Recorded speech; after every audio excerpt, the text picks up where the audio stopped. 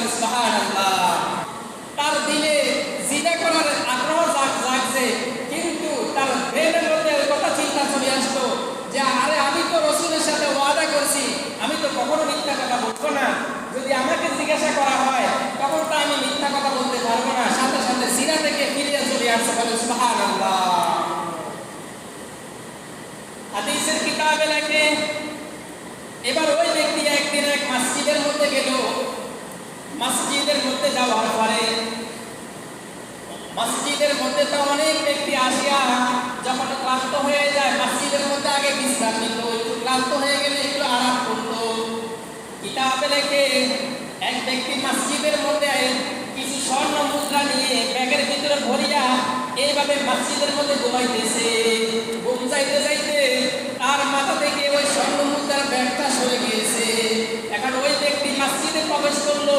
মসজিদে ঢুকার পরে দেখলো যে এক ব্যক্তি ঘুমাইতেছে, তার মাথার সাথে স্বর্ণ মুদ্রার একটা ব্যাগ খুলে পড়ে আছে।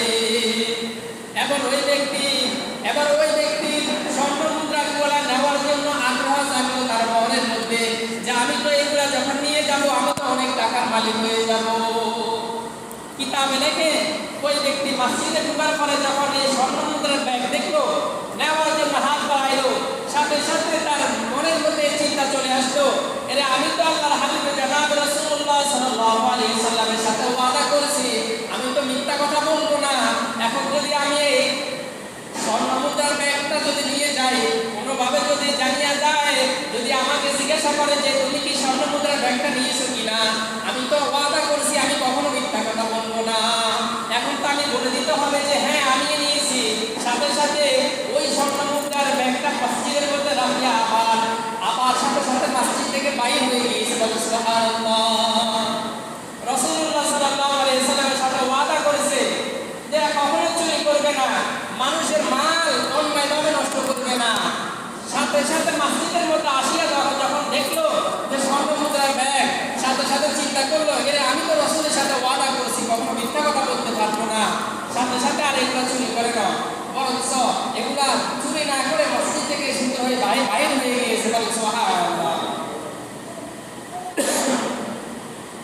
কিতাবে দেখে এভাবে অনেক গুনার দিকে এভাবে অগ্রসর হলো, কিন্তু সাথে সাথে চিন্তা করলো আমি তো আল্লাহর হাবিব জনাব রাসূলুল্লাহ সাল্লাল্লাহু আলাইহি সাল্লামের সাথে ওয়াদা করেছি কখনো মিথ্যা কথা বলবো না।